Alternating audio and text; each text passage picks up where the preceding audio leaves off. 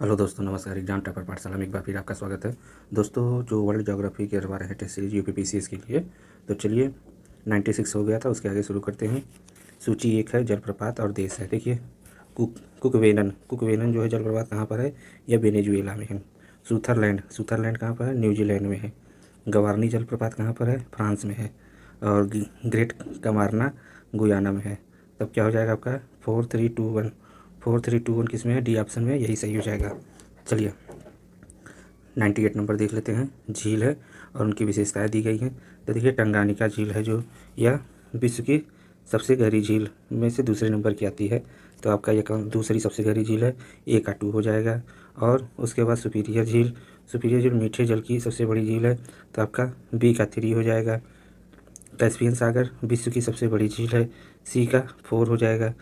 और बैकाल झील विश्व की सबसे गहरी झील है।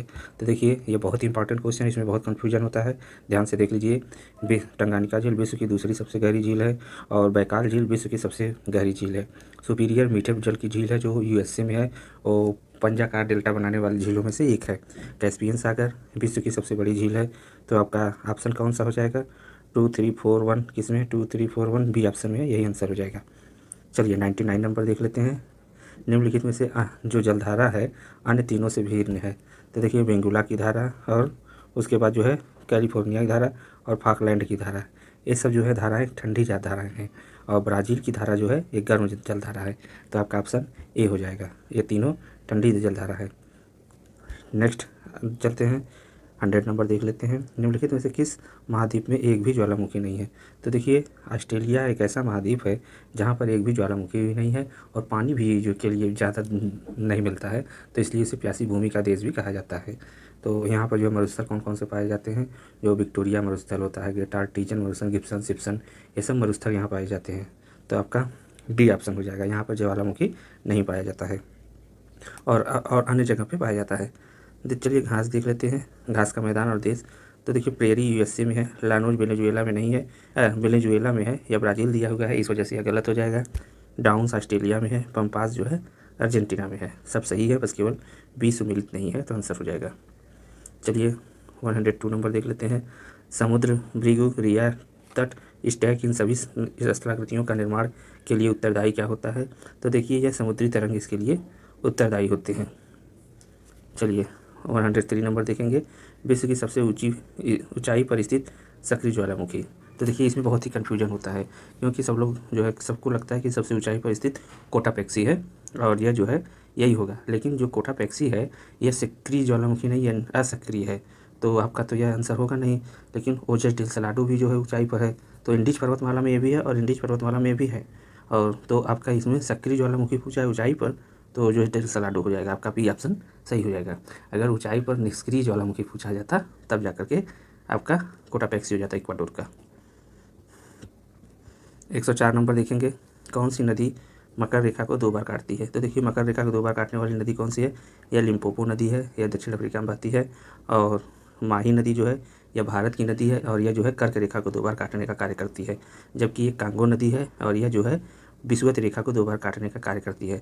और जो जाम्बेजी है, यह जाम्बेजी नदी पर ही विक्टोरिया जलप्रपात है और करीबा बांध भी है। ठीक है, तो आपका ऑप्शन 104 का ए हो जाएगा।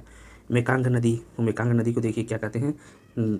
दक्षिण पूर्व एशिया का जो है डेन्यूब कहा जाता है इसे। और यह मेकांग नदी किस देश से होकर नहीं बहती है? तो देखिए, यह 6 देश से होकर के बहती है, जिसमें आपका थाईलैंड होता है, कंबोडिया होता है, लाओस है, चाइना है, म्यांमार है, वियतनाम है। लेकिन यह यह निकलती कहाँ से है? तिब्बत के पठार से। लेकिन इसमें बांग्लादेश नहीं है। चाइना है, थाईलैंड है, लाओस है, लेकिन बांग्लादेश नहीं है। तो आपका सी ऑप्शन हो जाएगा। फिर से देख लीजिए, थाईलैंड में बहती है, कंबोडिया, लाओस, चाइना और म्यांमार और वियतनाम में बहती है। और इसे जो है यहाँ के जो है बहुत डेल्टाई क्षेत्र में चावल बहुत अच्छा होता है। और यह नदी जो है तिब्बत के पठार से निकलती है। 106 नंबर देखेंगे। निम्नलिखित में से कौन सुमेलित नहीं है? तो देखिए, मसाई पूर्वी अफ्रीका में रहते हैं, निग्रो जो है मध्य अफ्रीका में रहते हैं, बुशमैन कालाहारी मरुस्थल में रहते हैं, बद्दू जो है कांगो बेसिन में नहीं रहते, या अरब प्रायद्वीप में रहते हैं। तो आपका ऑप्शन डी हो जाएगा। देखिए, बरमूडा ट्रायंगल कहाँ अवस्थित है? बरमूडा ट्रायंगल पश्चिमी उत्तरी अटलांटिक महासागर में स्थित है। 107 का ए हो जाएगा। और यह जो है दक्षिणी फ्लोरिडा, बरमूडा और प्यूर्टो रिको को मिलाकर त्रिकोणीय आकृति बनता है।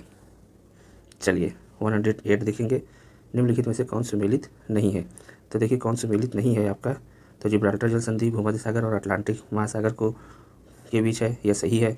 और जिब्राल्टर जल संधि के भूमध्य सागर का प्रकाश स्तंभ यहीं पर एक ज्वालामुखी है, इस्तांबुली, उसे कहा जाता है।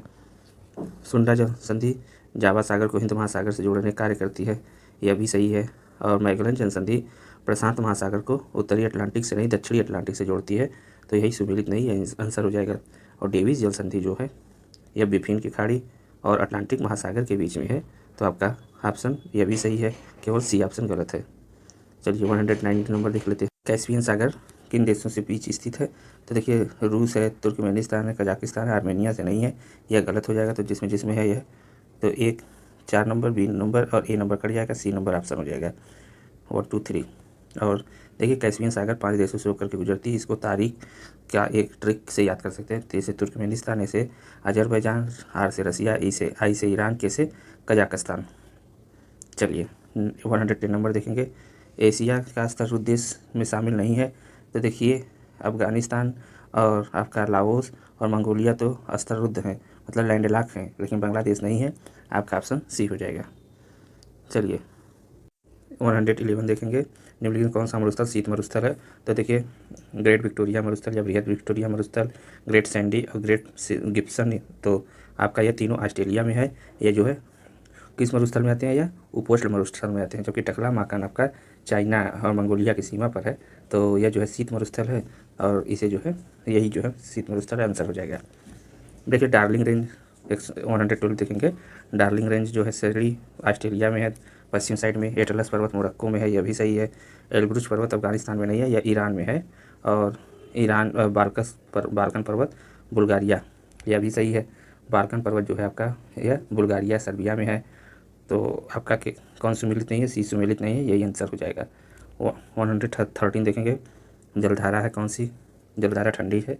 तो देखिए गल्फ स्ट्रीम की जलधारा गर्म है, अम्बोल्ट की जलधारा ठंडी है, यही जो आंसर हो जाएगा। अगुलहास की जलधारा आपका गर्म जलधारा है, फ्लोरिडा की जलधारा गर्म जलधारा है। यह तीनों जलधाराएँ हैं, यह अटलांटिक महासागर में है, जबकि हम्बोल्ट की या पेरू की जलधारा जो है यह दक्षिणी प्रशांत महासागर की है। चलिए देख लेते हैं मकर रेखा के किन देशों से होकर गुजरती है। तो देखिए मकर रेखा जो है आपका चिली से, अर्जेंटीना से, पराग्वे से, ब्राज़ील से होकर गुजरती है। मकर रेखा चिली से, अर्जेंटीना से, पराग्वे से और उसके बाद जो है ब्राज़ील से होकर गुजरती है। मकर रेखा 23.5 डिग्री दक्षिणी स्थान 23.5 डिग्री जो है दक्षिणी अक्षांश रेखा को मकर रेखा या कैप्रिकॉर्न कहते हैं। और यह Chile, Argentina, Paraguay, Brazil, Namibia, उसके बाद जो है नामीबिया जो हो गया, बोत्सवाना हो गया, दक्षिण अफ्रीका हो गया, मोजाम्बिक हो गया, मेडागास्कर हो गया, यह सब जो है यह दक्षिण अफ्रीका के हैं। और उसके बाद एक जो है ऑस्ट्रेलिया के बीच से गुजरती है, और ऑस्ट्रेलिया के बीच से गुजरती है, तो वहाँ पर एक डिसअपॉइंटेड झील है, लेक है, तो वह जो है इसके मध्य से गुजरती है मकर रेखा के। तो आपका बी ए ऑप्शन सही हो जाएगा। चलिए 115 देखेंगे। बाह्य क्रोड और आंतरिक क्रोड की सीमा क्षेत्र को क्या कहा जाता है। तो देखिए बाह्य क्रोड और आंतरिक क्रोड की सीमा को लेहमन असंबद्धता कहा जाता है। तो जैसे देखिए कि जो पहले आता है आपका 3 भाग में बटा रहता है, क्रस्ट मेंटल, और उसके बाद जो है कोर जो क्रोड या क्रोड होता है, ऊपरी क्रोड और दक्षिणी क्रोड, यह लेहमन असंबद्धता होती है। और ऊपरी क्रोड और मेंटल के बीच जो होती है उसे जो है आपको कौन KLM आपका जो है वहाँ पर जो है आपका कौन सा रहता है, मतलब ये जो जैसे फिर से देख लीजिए, जैसे जो यह 3 भाग में बटा रहता है, या नीचे वाला जो होता है या क्रोड होता है, और यह मेंटल होता है, और यह जो होता है क्रस्ट होता है। तो देखिए आंतरिक क्रोड और बाह्य क्रोड, इन दोनों को मिलाने पर जो है यह असंबद्धता डिसकंटिन्यूटी कौन सी पाई जाती है, लेहमन पाई जाती है। और इसकी मतलब कि क्रोड और मेंटल के बीच में गुटेनबर्ग पाई जाती है। फिर मेंटल ऊपरी मेंटल और निचली मेंटल में मोह असंबद्धता पाई जाती है। फिर उसके ऊपर कॉनराड असंबद्धता पाई जाती है। तो आपका बाह्य क्रोड और आंतरिक क्रोड पूछा है, तो आपका इसमें कौन सा हो जाएगा, सी ऑप्शन हो जाएगा, लेहमन असंबद्धता।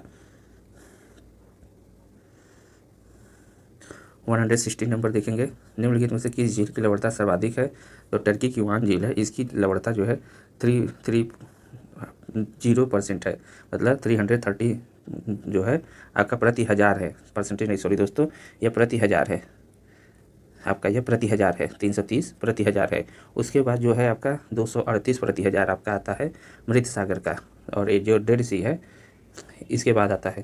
तो आपका यह ऑप्शन जो होगा सबसे अधिक लवणता वांचल की है, उसके बाद मृत सागर का नाम आता है। चलिए 117 देख लेते हैं। निम्नलिखित में से किस मंडल को संवहन मंडल कहा जाता है? तो ट्रोपोस्फीयर को ही कहा जाता है इसमें, क्योंकि संवहनी जो है धाराएं यहीं पर संवहन मंडल इसीलिए कहा जाता है कि यहाँ पर सब मतलब बादल, आंधी, तूफान और अन्य सभी वायुमंडलीय घटनाएं यहीं पर घटित होती हैं, और इसे अधोमंडल भी कहा जाता है। समताप मंडल में जहाज उड़ाने की आदर्श दशा पाई जाती है, और इसके वही समताप मंडल में ही इसके ऊपरी भाग में ओजोन मंडल होता है। और आयन मंडल में जो होता है आपके क्या होता है, यहाँ पर आयन मंडल में रेडियो तरंगे का आगमन होता है। तो आपका यह 118 नंबर देख लेते हैं। निम्नलिखित में कौन सी प्लेट या प्लेटें गौण प्लेटें हैं, मतलब छोटी प्लेटें हैं? तो देखिए 7 बड़ी प्लेटें और 20 छोटी प्लेटें होती हैं। तो अमेरिकन प्लेट, आपका प्रशांत प्लेट और अफ्रीकन प्लेट बड़ी प्लेटें हैं, जबकि अरेबियन प्लेटें छोटी प्लेट हैं। आपका 118 का सी ऑप्शन हो जाएगा। चलिए 119 नंबर देखेंगे, जनजातियाँ और संबंधित क्षेत्र। तो देखिए इसमें बर्बर जनजाति मोरक्को में है, माया मध्य अफ्रीका में पाई जाती है, एनू जापान में, बद्दू मलेशिया में नहीं पाए जाते हैं, अरब प्रायद्वीप में पाए जाते हैं। तो आपका यह डी गलत हो जाएगा। चलिए 120 नंबर देख लेते हैं। चंद्रमा का ज्वार उत्पादक बल सूर्य के ज्वार उत्पादक बल का कितने गुना होता है? तो यह जो है आपका 2 गुना होता है, ऑप्शन ए हो जाएगा। 121 देख लेते हैं। महासागरीय धाराओं की उत्पत्ति और उनकी गति किन कारणों के द्वारा प्रभावित होती है? तो पृथ्वी के घूर्णन के कारण, गुरुत्वाकर्षण बल के कारण, तापमान, पवन वर्षा के कारण भी, और महासागरों की लवणता और घनत्व के कारण भी। तो आपका 1, 2, 3, चारों सही है, तो आपका ऑप्शन डी हो जाएगा, उपयुक्त सभी। देखिए संयुक्त राज्य अमेरिका का जो पिट्सबर्ग किस उद्योग के लिए फेमस है? तो यहाँ लौह इस्पात उद्योग पाया जाता है, आपका ऑप्शन सी हो जाएगा। और जो डुलुथ शहर है अमेरिका का, यूएसए का, तो वहाँ पर भी इस्पात उद्योग है। और शिकागो जो है मांस के लिए और रसायन उद्योग के लिए जाना जाता है। चलिए हवाएं देख लेते हैं, और कौन इसमें सम्मिलित नहीं है, मतलब चक्रवात। तो विली विली ऑस्ट्रेलिया में, टाइफून यूरोप में नहीं है, आपका यही गलत है। टाइफून जो है आपका जापान और चीन और कोरिया में बहती है, तो यही जो है आपका सही नहीं है। और यह जो है हरिकेन यूएसए में है, चक्रवात भारत में है। तो यह सब सही है, केवल बी ऑप्शन सही नहीं है, सम्मिलित नहीं है, तो यही आंसर होगा। नेक्स्ट देखेंगे, निम्नलिखित में से कौन सा बादल अत्यधिक तीव्र वर्षा के लिए उत्तरदायी होता है? तो अत्यधिक तीव्र वर्षा के लिए कौन सा उत्तरदायी होता है, यह देख लेते हैं। वर्षा स्तरीय बादल होते हैं, यह बहुत काले रंग के होते हैं, मतलब नज़दीक एकदम पाए जाते हैं क्षोमंडल में ही, और इनकी सघनता के कारण अंधकार जैसा छा जाता है, और वर्षा जो है बहुत अधिक होती है। 125 देखेंगे, दक्षिण गोलार्ध में पवन बाईं ओर तो का विचलन का क्या कारण है? तो दक्षिण गोलार्ध में पवनें जो है बाईं ओर, और उत्तरी गोलार्ध में पवनें अपने दाईं ओर घूम जाती हैं। क्यों? क्योंकि पृथ्वी के घूर्णन के कारण और कोरियालिस बल का प्रभाव। तो आपका ऑप्शन सी हो जाएगा। विचलन कोरियालिस बल के कारण होता है और पृथ्वी के घूर्णन के कारण उत्पन्न होता है, तो यह सही हो जाएगा। रबड़ का संबंध किस प्रकार की वनस्पति पौधा है? तो उष्णकटिबंधीय प्रकार का है। यहाँ पर जो है रेनफॉल जो है 200 सेंटीमीटर से अधिक होना चाहिए, और उसके साथ ही जो है यहाँ पर जो है वर्षा अधिक होती है। और आबनूस, महोगनी, रोजवुड, सिनकोना अन्य जो है व्यापारिक महत्व के पेड़ पौधे यहाँ पर पाए जाते हैं। चलिए 127 देख लेते हैं। कौन गिरिपादी पठार का उदाहरण है? तो देखिए गिरिपादी पठार का उदाहरण पेंटागोनिया है। गिरिपादी पठार किसे कहते हैं? जो पर्वतों के आधार पर पठार स्थित होते हैं। तो आपका पेंटागोनिया पठार है, और यह दक्षिण अमेरिका में स्थित है। चलिए 128 देख लेते हैं। ग्रेट आर्टिजन बेसिन किस देश में अवस्थित है? तो देखिए ग्रेट आर्टिजन बेसिन एक शुष्क एवं अर्धशुष्क क्षेत्र है, जो ग्रेट डिवाइडिंग रेंज पर्वत है ऑस्ट्रेलिया का, उसके मध्यवर्ती उच्च भूमि के बीच विस्तृत है, भूमिगत जो है विस्तृत है। तो आपका ये ऑप्शन ऑस्ट्रेलिया हो जाएगा। चलिए 129 देख लेते हैं। कौन सी अपोहा क्षेत्र की दृष्टि से सबसे लंबी नदी है? तो देखिए अपोहा की दृष्टि से अगर देखेंगे तो अमेजन होगा। इसका अपोहा क्षेत्र ज़्यादा है, 70 लाख वर्ग किमी है, 70 लाख वर्ग किमी है। तो और जो इससे नील नदी है, यह सबसे लंबी नील नदी है, क्योंकि ये जो है 6650 किलोमीटर की दूरी तय करती है। जबकि अमेजन नदी दूसरी सबसे लंबी नदी है, यह 6400 किलोमीटर की दूरी तय करती है। तो अगर पूछा जाएगा अपोहा के क्षेत्र से तो अमेजन बड़ी होगा, अगर लंबाई के क्षेत्र से पूछा जाएगा तो सबसे लंबी नदी तो नील नदी होगी। देखिए उल्का या मीटियोर के होते हैं, तो ये क्या होते हैं? यह जो होते हैं बाह्य अंतरिक्ष से पृथ्वी पर जब वायुमंडल में प्रविष्ट होते हैं वे द्रव्य का अंश होते हैं। देखिए उल्काएँ जो होती हैं ना, प्रकाश में चमकती हुई लकीरें होती हैं। कुछ लोग इसको कहते हैं कि टूटता हुआ तारा को देख लेने से जो है दो जोड़े जो है मिल जाते हैं। तो यह जो है कि एक कहावत है, पिक्चरों में दिखाया जाता है, मूवियों में। लेकिन अब कोई टूट रहा है तो टूटा हुआ किसी का दिल जल रहा है तो वो क्या कर सकता है, आप ही समझ सकते हैं। तो इसलिए जो है आपका यह जो है टूटने वाला तारा होता है जो पृथ्वी के वायुमंडल में पहुंचने पर जो जलकर राख हो जाता है। आपका ऑप्शन डी हो जाएगा। देखिए खगोलीय इकाई की औसत दूरी होती है, तो खगोलीय औसत दूरी क्या होती है, 150 × 10⁶ होती है। यह सूर्य से पृथ्वी के बीच की दूरी को कहते हैं। तो आपका ऑप्शन क्या हो जाएगा, सी ऑप्शन होगा। चलिए 132 नंबर देख लेते हैं। 132 नंबर देख लेते हैं। तो 132 49 डिग्री समांतर रेखा यूएसए और मैक्सिको के बीच सीमा है, यह गलत हो जाएगा क्योंकि यह यूएसए और कनाडा के बीच है, तो यही सुमेलित नहीं है। सुमेलित नहीं पूछा तो यही सुमेलित नहीं है। चलिए आगे देख लेते हैं। 38 डिग्री समांतर रेखा उत्तरी कोरिया और दक्षिण कोरिया के बीच की सीमा है, यह सही है। मैगीनाट रेखा फ्रांस और जर्मनी के बीच है, यह भी सही है। रेड क्लिफ भारत और पाकिस्तान के बीच है, यह भी सही है। तो आपका ऑप्शन ए हो जाएगा। चलिए 133 नंबर देखते हैं। क्वीन मॉड पर्वत श्रेणी किस महाद्वीप को दो बराबर भागों में बांटती है। तो देखिए क्वीन मॉड पर्वत श्रेणी जो है अंटार्कटिका महाद्वीप को दो बराबर भागों में बांटती है और यहीं पर जो है इसकी सर्वोच्च चोटी बिनसप मासिफ है। 134 नंबर देखेंगे। बाज जल संधि किसके किसके बीच है, तो ये तस्मानिया और ऑस्ट्रेलिया के बीच है, तो 134 का ए हो जाएगा। और होकाइडो और होन्शु के बीच जो है यह सुगारू है, सुगारू जल संधि है। और सुंडा जल संधि सुमात्रा और जावा द्वीपों के बीच, जावा द्वीपों के अलग करती है। मलेशिया और सुमात्रा के बीच क्या है, मलक्का जल संधि है। चलिए 135 देखेंगे। निम्नलिखित कारणों पर विचार कीजिए। टाइफून जापान के उष्णकटिबंधीय चक्रवात है जो इसके उत्तरी तट को प्रभावित करता है। तो आपका यह उत्तरी तट को नहीं प्रभावित करता, दक्षिणी तट को प्रभावित करता है क्योंकि इसका जो उद्गम फिलीपीन सागर में होता है। और 2 नंबर देख लेते हैं। उत्तर से चलने वाली शीत जलधारा एवं दक्षिण से चलने वाली उष्ण जलधारा जापान के पूर्वी तट पर मिलते हैं। हाँ यह सही है। और जहाँ पर गर्म जलधारा और ठंडी जलधाराएँ मिलती हैं तो एक आदर्श दशा पाई जाती है मछलियों के लिए। और वो फाइटोप्लैंक्टन के कारण जो है मछलियाँ यहाँ पर एकत्रित होती हैं और यह आदर्श दशा मछलियों के पकड़ने के लिए पाया जाता है। तो मतलब पकड़ने के लिए यही नहीं पाया जाता, मतलब कि ऐसा यह स्थान होता है। तो यह जो है आपका स्थान अच्छा पाया जाता है। मत्स्य ग्रहण क्षेत्र कहा जाता है इस क्षेत्र को, जहाँ गर्म और ठंडी जलधाराएँ मिलती हैं। और आगे चलते हैं तो आपका यह देखते हैं कौन सा कथन सही है, तो आपका बी ऑप्शन सही हो जाएगा।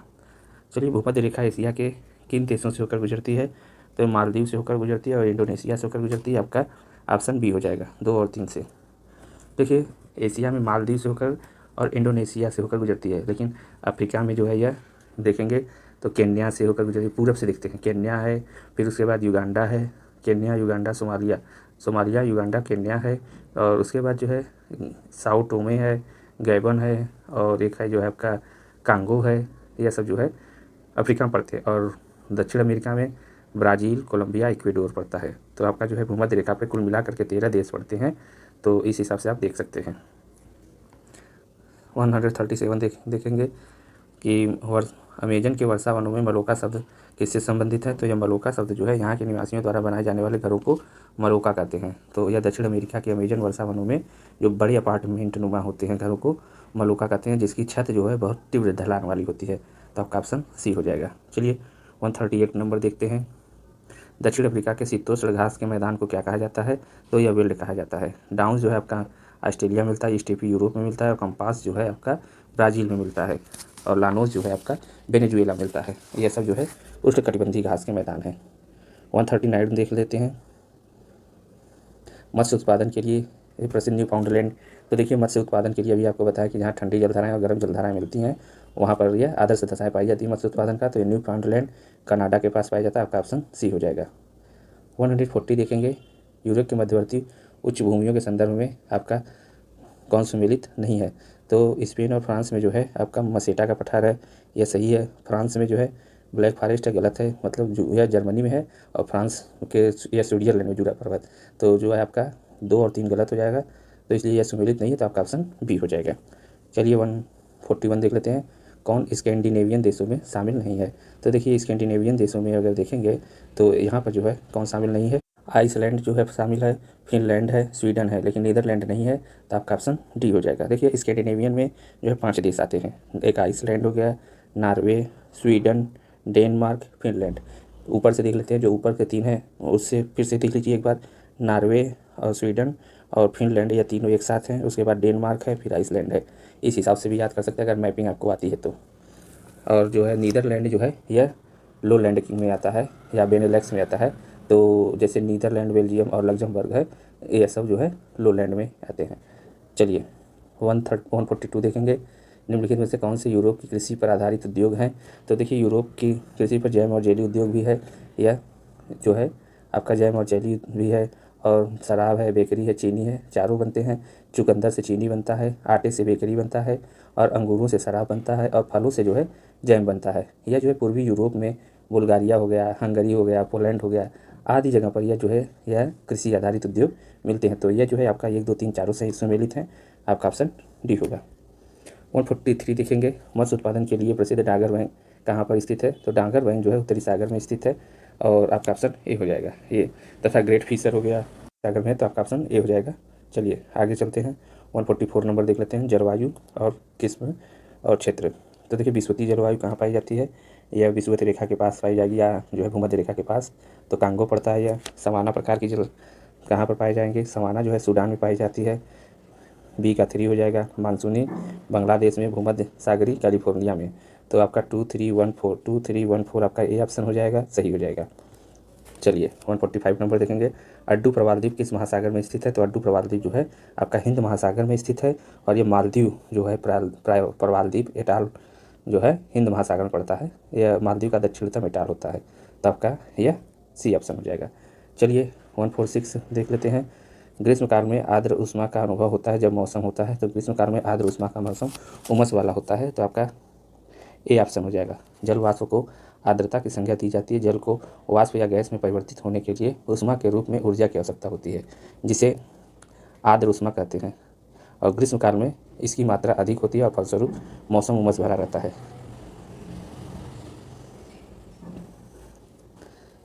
निम्नलिखित में से कौन से वायुमंडल के स्तरों और एवं उनके अभिलक्षणों के साथ सुमेलित नहीं है? तो देखिए यह जो है आपका विकल्प कौन सुमेलित नहीं है? तो ध्रुव ज्योति जो है मध्य मंडल में ध्रुव ज्योति होता है। यह जो है आयन मंडल से है, न कि मध्य मंडल से है। तो यही जो है आपका सुमेलित नहीं है। आगे देख लेते हैं। क्षोभ मंडल मौसम संबंधी घटनाएं, सही है। आयन मंडल पृथ्वी के सदस्य की ओर रेडियो तरंगे परावर्तित करना। समताप मंडल ओजोन परत से है। तो यह सब सही है, और आपका ए ऑप्शन केवल सुमेलित नहीं है, तो यही हो जाएगा। कांधार स्थित है, तो यह दक्षिण अफगानिस्तान में स्थित है। आपका सी ऑप्शन हो जाएगा। चलिए 149 नंबर देख लेते हैं। निम्नलिखित में से किस नगर को पूर्व का मैनचेस्टर कहा जाता है? तो पूर्व का मैनचेस्टर जो है आपको ओसाका को कहा जाता है। 149 का भी। और यह ओसाका जो है जापान में पड़ता है, और यह कपड़े के लिए फेमस है, और इसे जो है व्यापारी शहर जो है, इसे जापान का रसोई घर के नाम से भी जाना जाता है। और डेटम रेखा क्या होती है? तो डेटम रेखा वह क्षैतिज रेखा होती है जिसके सहारे जो है ऊंचाइयां और गहराइयों की माप की जाती है, और इसमें थियोडोलाइट की सहायता ली जाती है। तो यह जो है कि आपका ऑप्शन क्या हो जाएगा? समुद्र तल की क्षैतिज रेखा जिससे ऊंचाई और गहराई की माप होती है। आपका ऑप्शन डी हो जाएगा। तो दोस्तों यह रहे तो आपके 150 क्वेश्चन समाप्त हुए। अब इसके बाद जो है इंडियन ज्योग्राफी लेकर के आएंगे, तो उसको करवाएंगे। और हाँ दोस्तों, इसका जो है PDF आपको टेलीग्राम पर हम दे देंगे। आप टेलीग्राम एग्जाम टॉपर पाठशाला के नाम से ही है, टेलीग्राम को ज्वाइन कर सकते हैं। तो अभी जो है कि नया नया बना है, अभी जो है उसमें ज़्यादा लोग नहीं होंगे, तो आप उसको ज्वाइन कर सकते हैं। और दोस्तों इसमें जो है कि आपको उम्मीद करते हैं कि आप वीडियो पसंद आया होगा, तो लाइक शेयर सब्सक्राइब करना ना भूलिएगा। Thanks for watching.